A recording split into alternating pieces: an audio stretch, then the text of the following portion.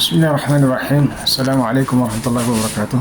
Teman-teman sekalian, Alhamdulillah yang telah mensyariatkan kepada hamba-hambanya puasa Ramadan. Allah Subhanahu wa ta'ala memberikan ganjaran yang berlipat ganda. Allah Subhanahu wa ta'ala menjadikan ibadah puasa ini banyak manfaatnya.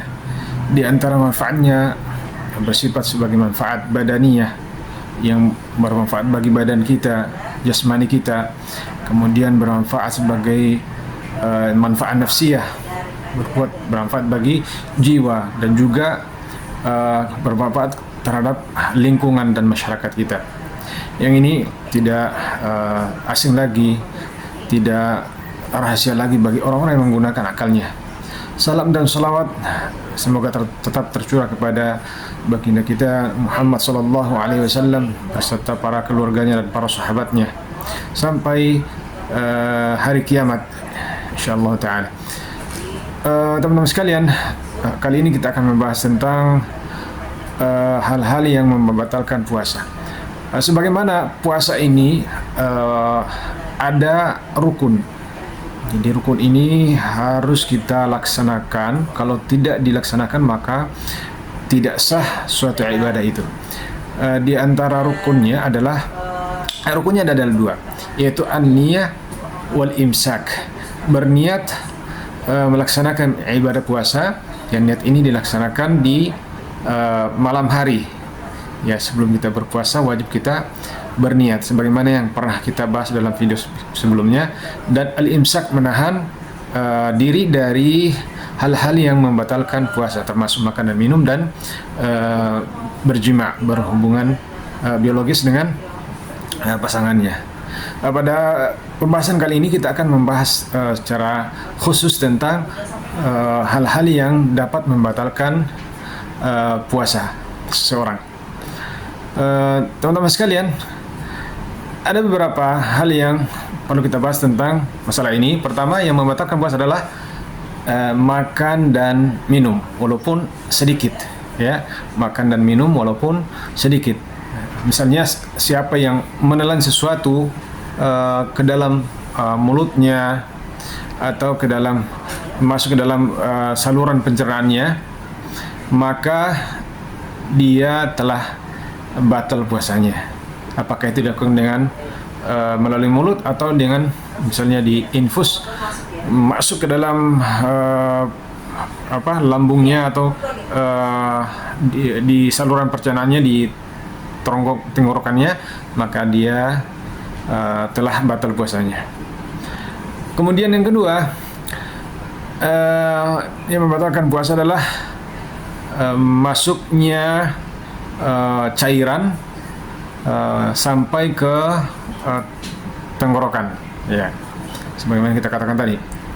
Walaupun cairan itu tidak sampai ke lambungnya, karena cairan ketika sampai di tenggorokan sini itu tidak mungkin kita melepaskannya, tidak mungkin kita mengeluarkannya, larinya pasti ke lambung kita.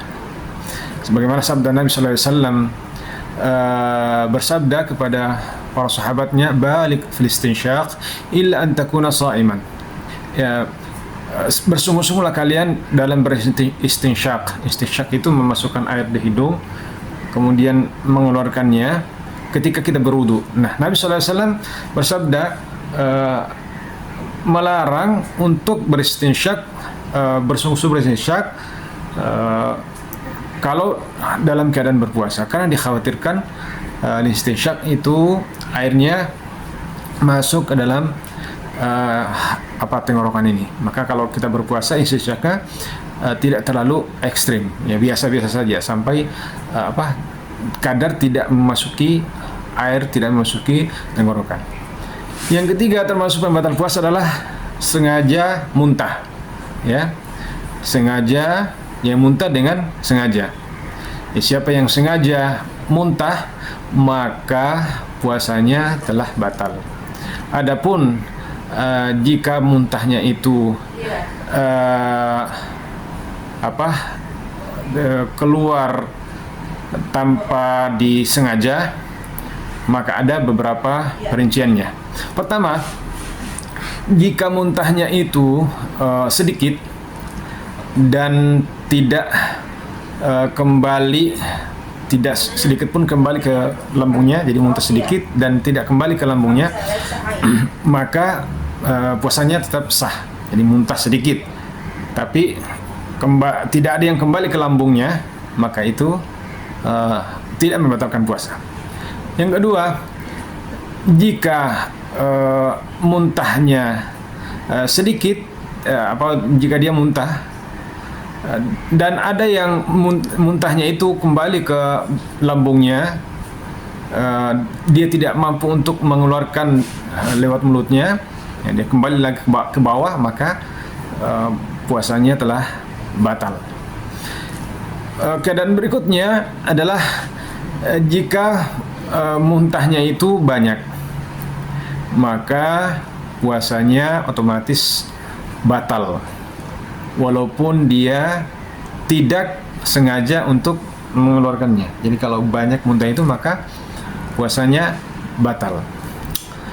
Ya, jadi dibedakan antara muntah yang sedikit dengan muntah yang banyak. Kalau muntahnya sedikit, dilihat dulu apakah ada yang kembali ke lambungnya atau tidak.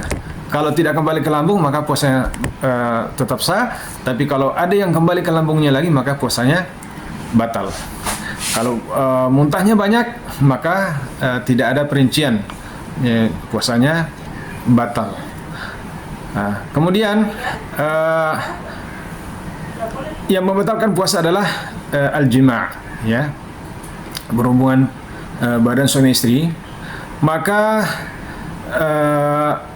atau yang berkaitan dengan hal yang mewajibkan dia mandi janabah.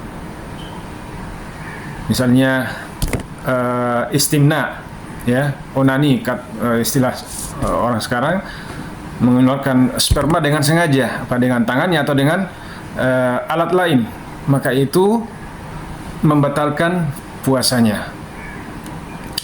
Kemudian yang membatalkan puasa adalah berniat untuk membatalkan puasa di siang hari. Jadi kalau orang berpuasa terus dia berniat untuk membatalkan puasa, maka dia telah batal puasanya. Jadi puasanya telah batal.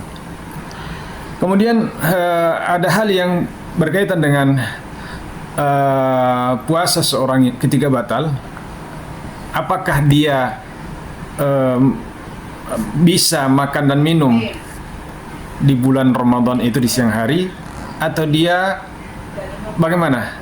Nah, seorang kalau batal puasanya di bulan Ramadan, ya, di siang hari dia telah melakukan pembatal puasa, maka wajib dia atau diharamkan bagi dia makan dan minum sebelum terbitnya atau sebelum terbenamnya matahari, sebelum datang waktu berbuka atau di waktu maghrib.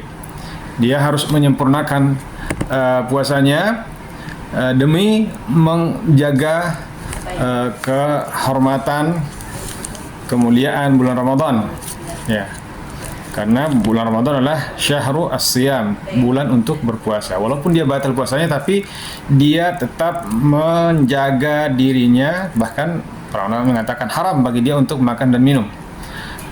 Kemudian setelah keluar dari bulan Ramadan, wajib dia mengganti puasanya itu. Jadi bukan berarti dia melanjutkan puasanya tadi itu, puasanya tidak batal. Karena sudah dinyatakan batal, maka wajib dia melanjutkan, menahan diri dari makan dan minum dan berjima' dan semacamnya untuk menghormati bulan Ramadan.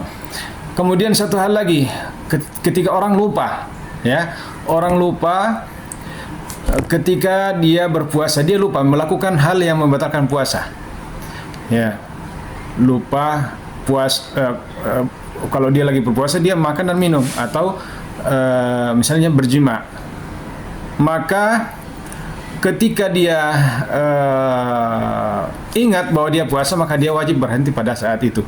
Jika misalnya dia minum, ya, ada makanan di dalam mulutnya, maka wajib dia mengeluarkannya, atau minuman dalam mulutnya wajib dia mengeluarkannya semampu dia, ya, dengan catatan tidak memuntahkannya kalau sudah masuk ke dalam lambung. Adapun yang sudah masuk dalam lambung itu adalah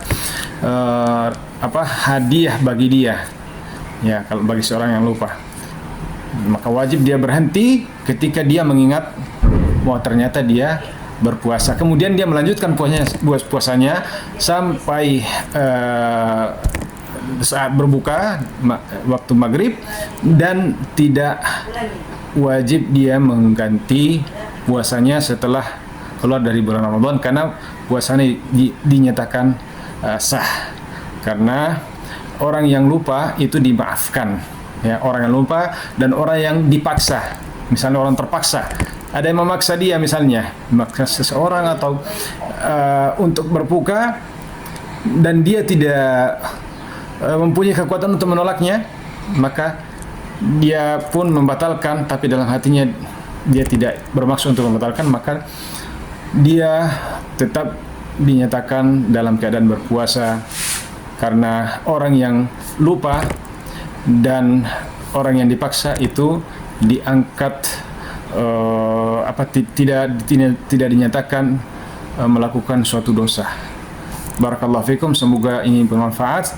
Semoga Allah SWT menerima amal ibadah kita di bulan Ramadan, bulan yang mulia ini, dan menjadikan kita hamba Allah SWT yang al-muttaqin.